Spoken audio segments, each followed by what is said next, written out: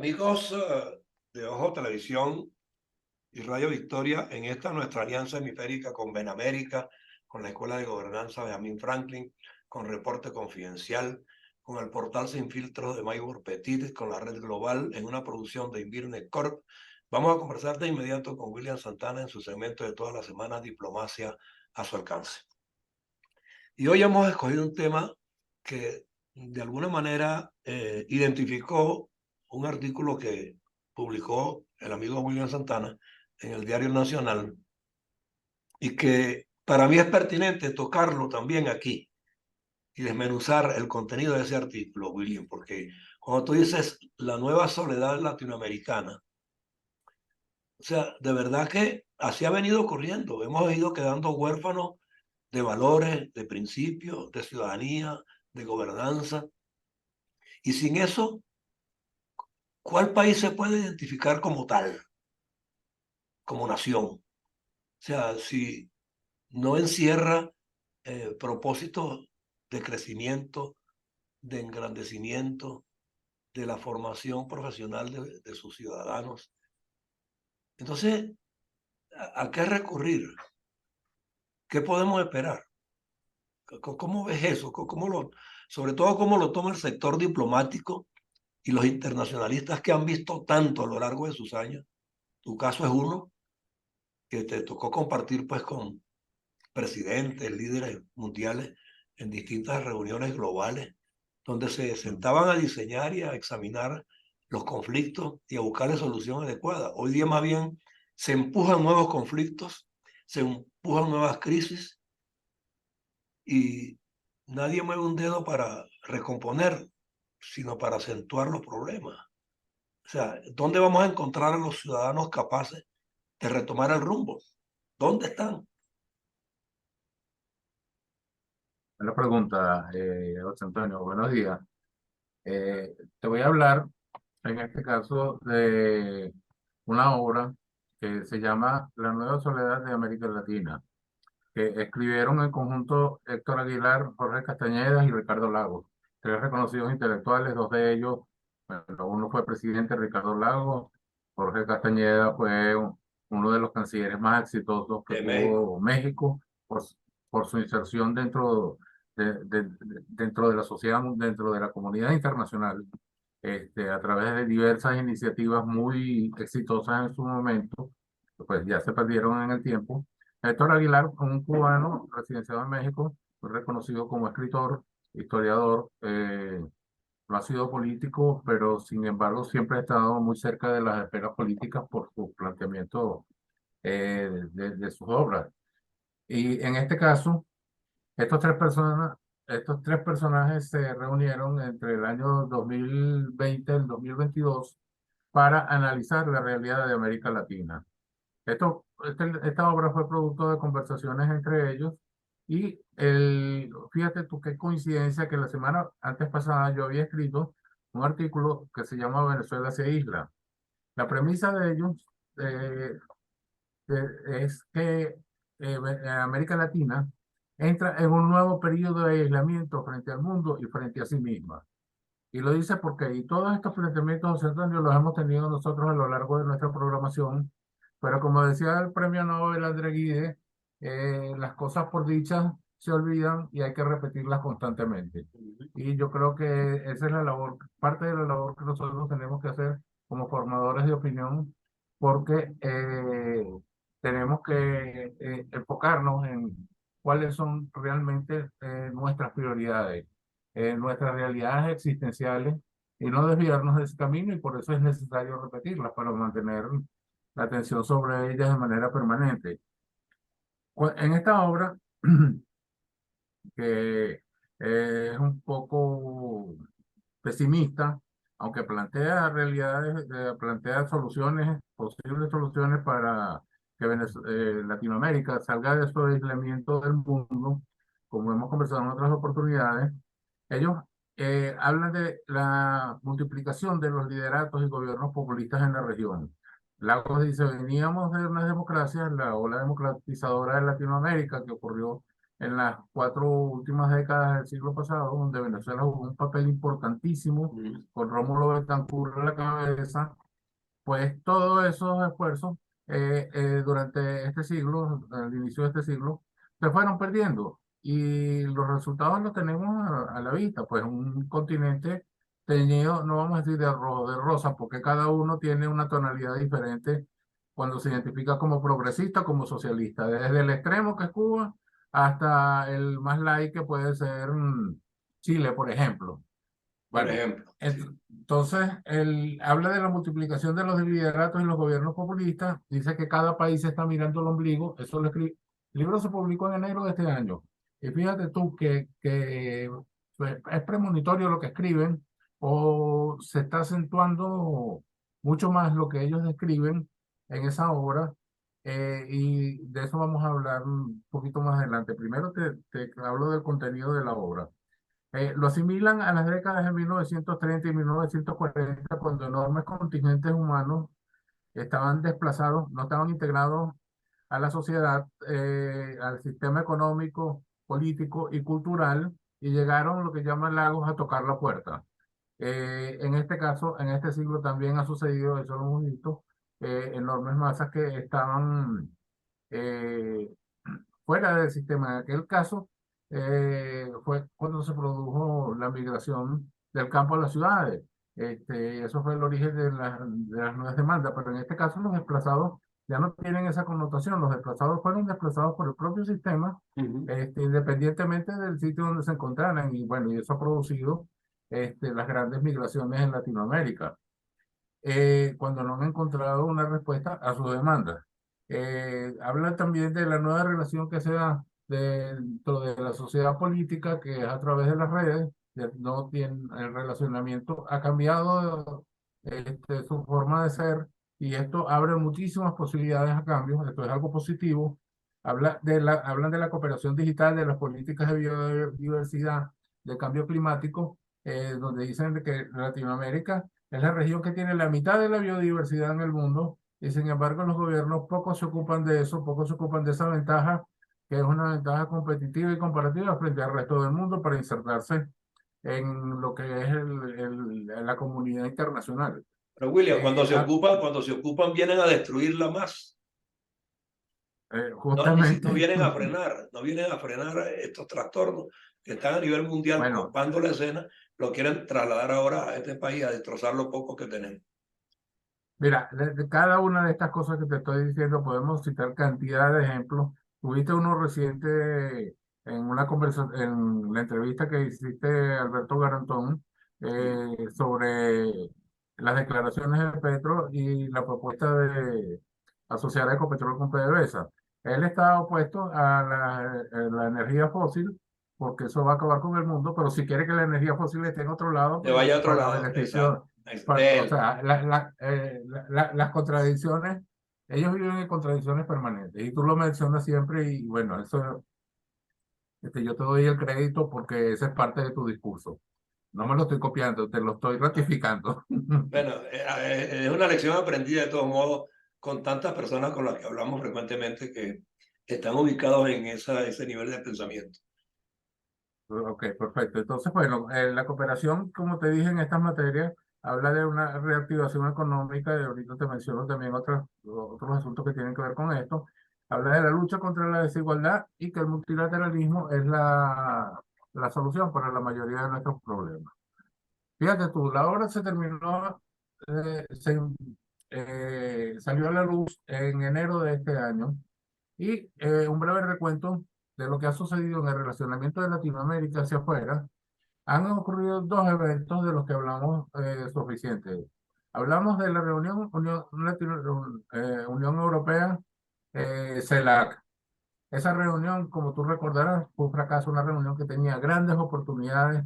El Mercosur, esa era la oportunidad para ratificar eh, su, sus lazos con la Unión Europea. No se hizo, incluso hasta el documento final de la reunión estuvo en peligro por aquel rechazo de Nicaragua de no mencionar la invasión rusa-Ucrania. Y esa oportunidad, después que se preparó con tanta anticipación, después que los europeos estuvieron tan atentos porque no se producía en un evento como ese desde hacía 5 años, y sin embargo, por estos lideratos que pretendieron asumir en ese momento Lula y Petro, pues con el componente, con la mosca en la leche que fue la presencia de Nicaragua, pues no dieron los resultados. No se han visto los resultados, no se conoce eh, que haya trascendido más allá. Luego, la otra reunión importante que hubo durante este periodo, ya que estamos finalizando el año, fue la reunión de 12 países democráticos Mm. con los Estados Unidos, donde hablaron sobre comercio e inversión. Nosotros hablamos largamente de ese tema, hablamos de las oportunidades que planteaban los Estados Unidos en el sector empresarial, de lo que era el nearshoring, el friendshoring, buscar socios para inversiones en el continente que estuvieran cercanas y que fuesen de países amigos. Vamos a ver qué ha sucedido, porque te cuento que de esa reunión se conoció que los presidentes hablaron, cuando hablaron en privado con Biden, tocaron el tema de Venezuela. Dos presidentes solamente comentaron eso brevemente, que había tocado la situación de Venezuela. Y sin embargo, las reacciones que hubo después, se supone que Petro pasó por aquí en un momento para hablar sobre de que Venezuela cumpliese con el acuerdo de Barbados. Y el presidente de Ecuador dio una declaración, presidente de República Dominicana, pero más allá no hubo nada. Entonces, estamos viendo que se ratifican todas estas ideas pesimistas que escriben los autores al principio de la obra. Fíjate tú que como consecuencia eh, de esta fragmentación, de que cada país está mirando el ombligo, como dicen los autores, no surgen lideratos, no hay posibilidad, porque dentro de todo este continente que está teñido de rosa, como te dije, desde México hasta la Patagonia, hasta Chile, no hay coincidencias entre ellos, resaltan las diferencias. Entonces, no hay posibilidad de que conjuguen factores comunes de entendimiento dentro de los esquemas que existen, porque existen esquemas, ahí está el Mercosur, está debilitados, pero existen. Y lo que hacen es más bien es resaltar las diferencias. Entonces, no, ese entendimiento que hubo a principios de este siglo, que no vamos a decir que fue un entendimiento positivo, porque los resultados los vimos, te puedo mencionar de Brecht, ese fue un resultado de ese entendimiento que hubo. Ujú. El mayor escándalo en Latinoamérica de corrupción que todavía continúa, porque todavía siguen investigaciones, todavía hay indiciados y todavía falta mucho por gente a la que hay que encauzar por todo el daño patrimonial que le hicieron a los países. Entonces, menos mal que no se conjugan en estos momentos, pero mal para la región en el sentido de que no hay posibilidades, porque los autores también, yo coincido con ellos, dicen que cada país por sí solo no puede resolver sus problemas, que es necesario que estén dentro de esquemas de integración. Y eso fue lo que se hizo justamente a finales del siglo pasado. Venezuela pues tuvo un rol protagónico con la creación de la Comunidad Andina, con el embajador Sebastián Alegret, que fue prácticamente el arquitecto de toda esta gran obra. Y sin embargo, fíjate en las condiciones en las que está Venezuela. Se salió, Venezuela es un socio importante, y las diferencias entre estos países, el de derecha y el de izquierda, disminuyeron, disminuyeron la posibilidad de lograr entendimientos y acuerdos beneficiosos para la región. El Mercosur, ¿qué es lo que va a suceder? Milei ya lo he dicho, no quiere relaciones, ha criticado muchísimo el Mercosur, también lo había comentado, y eso, ¿qué es lo que va a hacer? Va a desdibujar aún muchísimo más la región. Para nosotros es positivo de que haya estos cambios, porque este progresismo y este socialismo lo que trae es miseria. Así de simple. Esto lo que ha traído es miseria, violación de derechos humanos, violación de las libertades individuales. Y lo del caso de Venezuela, bueno, hubo un premio Nobel que dijo que era como si alguien estuviera acuchillando a alguien que estuviese muerto, por la destrucción tan grande que ha sucedido aquí. Y otros países lo quieren emular. Entonces, estamos desintegrados internamente, frente a frente al mundo, frente a nosotros mismos, y lo que se necesita, y yo creo que por allí va a ir un poco la intención de lo que va a ser, lo que va a llamar la atención aquí en Latinoamérica, es lo que llaman los outsiders, o sea, nuevos personajes dentro de la política que tengan ideas incluso radicales, como los de Milei, como los de Bukele.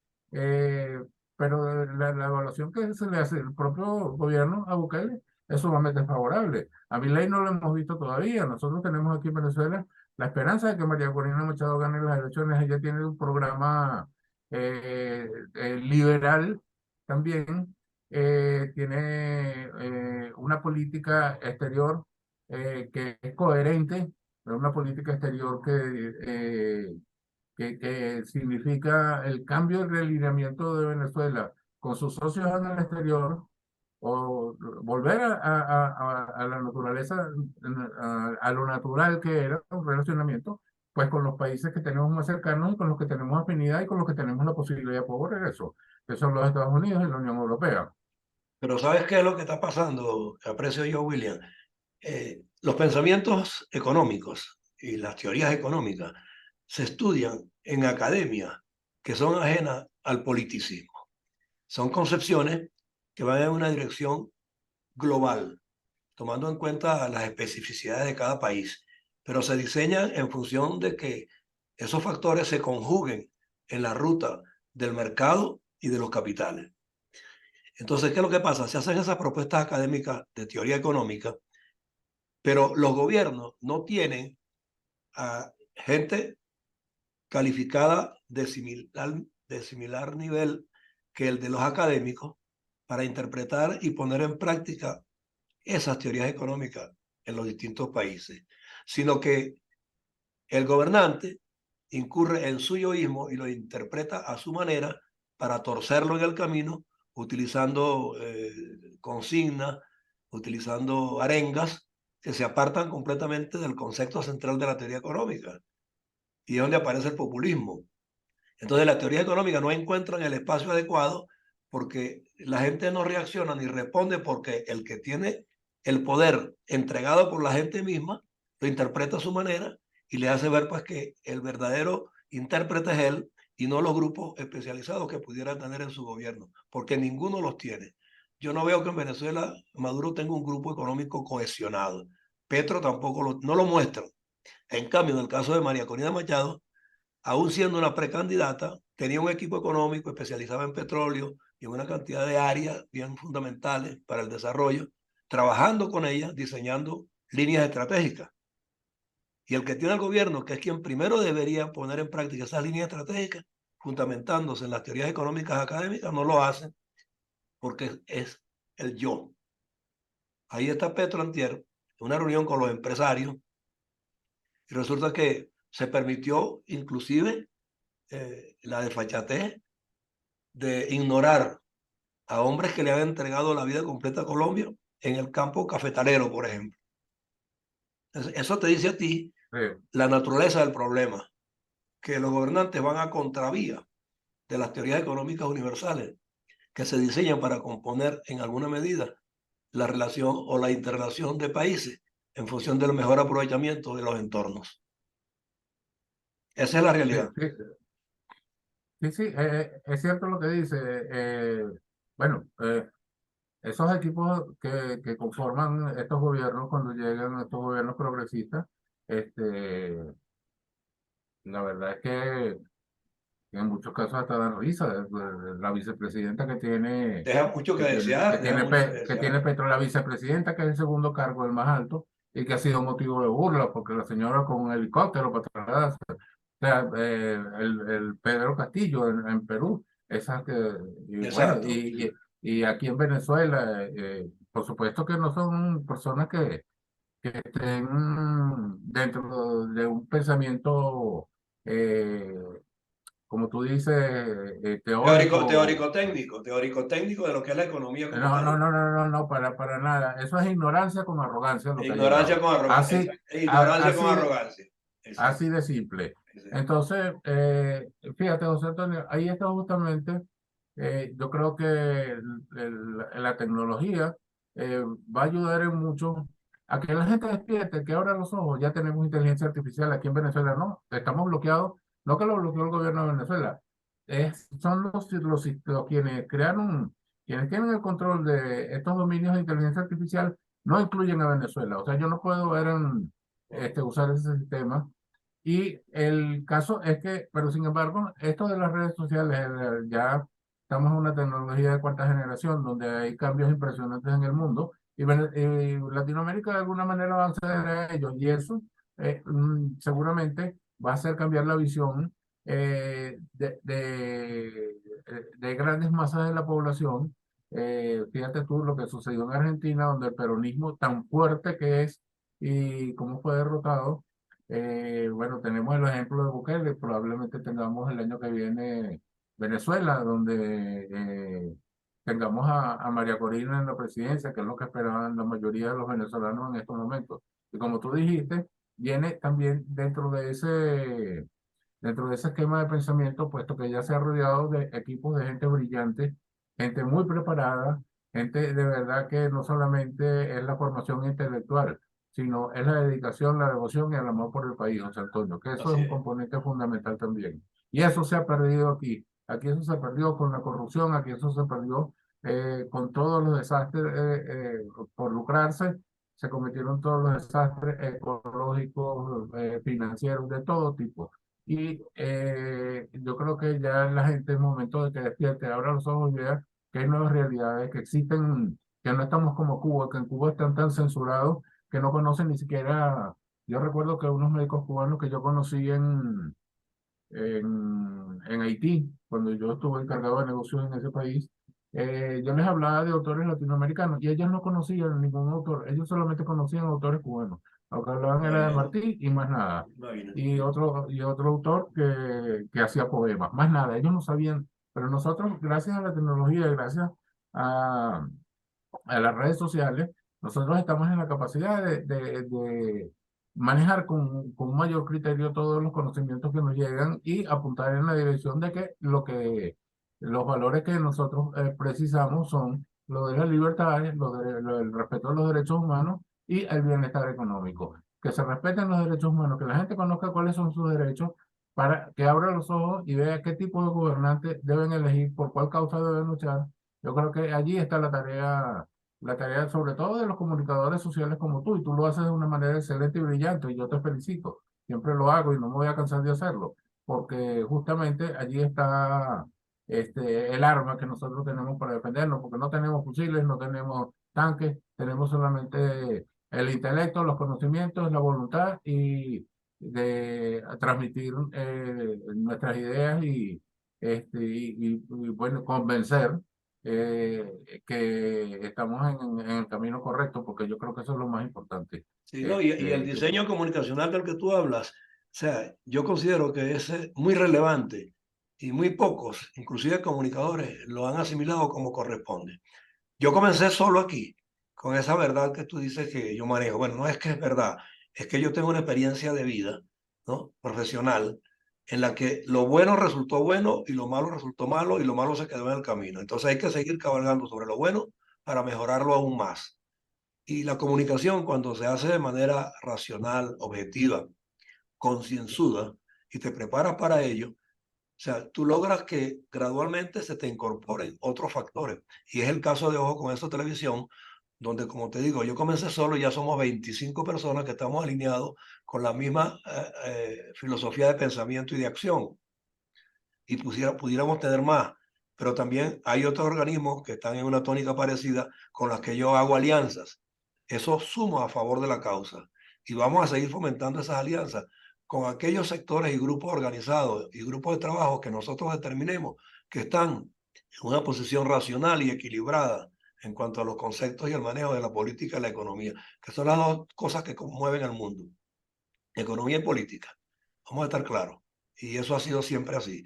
Entonces, en la medida que nosotros defendamos y propugnemos que en estas plataformas se empiecen a desbrozar los contenidos y se enfilen los comunicadores en esencial y los profesionales de cualquier naturaleza a trabajar en contenido, en programas, en charlas, en conferencias y todo lo que se parezca como género comunicacional en la forma en que nosotros hemos querido hacerla, porque ganaríamos mucho si hubiese 50, 100 o uno en cada país que se ocupe de los temas en general de esa manera, porque nos quitaron los medios convencionales a través de los que llegábamos a la gente, que tampoco eran muy formativos, eran más de entretenimiento, pero hoy se requiere que profundicen en lo formativo, en lo académico, en la ciudadanía, en la buena gobernanza. Y posicionar esos 4 elementos cuesta trabajo. Y hay que buscar a la gente calificada para ello. Nosotros, afortunadamente, hemos conseguido gente como tú, como el embajador Juan José Monzán, como 5 profesores de la Universidad Central de Venezuela con 50 años de experiencia, que por algo duraron tanto tiempo en el ejercicio, porque eran buenos, eran nobles, no se enriquecieron, son ciudadanos comunes corrientes hoy, pero formaron muchos talentos que llegaron a ser Sí. empresarios y que llegaron a ser hombres de éxito. Entonces tenemos que darle cabida aquí para que sus planteamientos reflorezcan y se pueda cabalgar sobre un futuro mejor. Porque las nuevas Esa es la generaciones, si idea. no hacen ese contraste, las nuevas generaciones no van a entender ni de dónde vienen ni para dónde van. Y así es, José Antonio. Suscribo totalmente lo que acabas de decir. Bueno, entonces te agradezco mucho tu tiempo en el día de hoy. Te tenemos cita esta tarde para el Sí, nos meeting vemos a las 4:30. de producción y Ujú. bueno, y seguimos trabajando en la misma causa. Un abrazo, Claro que Gabriel sí. Santana, diplomacia a su Igualmente. alcance. Un abrazo. Chao.